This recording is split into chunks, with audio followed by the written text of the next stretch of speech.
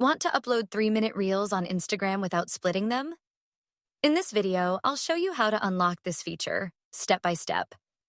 Whether you're a creator, business owner, or just love sharing moments, first, make sure your Instagram app is updated to the latest version. Open the App Store on iPhone or Google Play Store on Android, search for Instagram, and tap Update if available.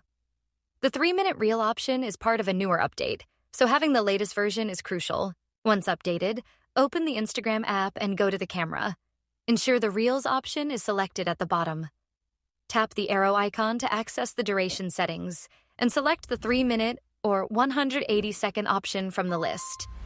You should now be able to record or upload Reels up to 3 minutes long directly within the app. If you don't see the 3-minute option, it may not be available for your account yet.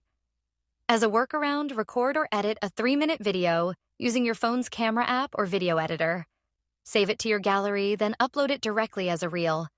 Instagram allows uploads of up to 3 minutes without splitting the video. Go to your phone's settings, locate the Apps section, find Instagram, and clear its cache files.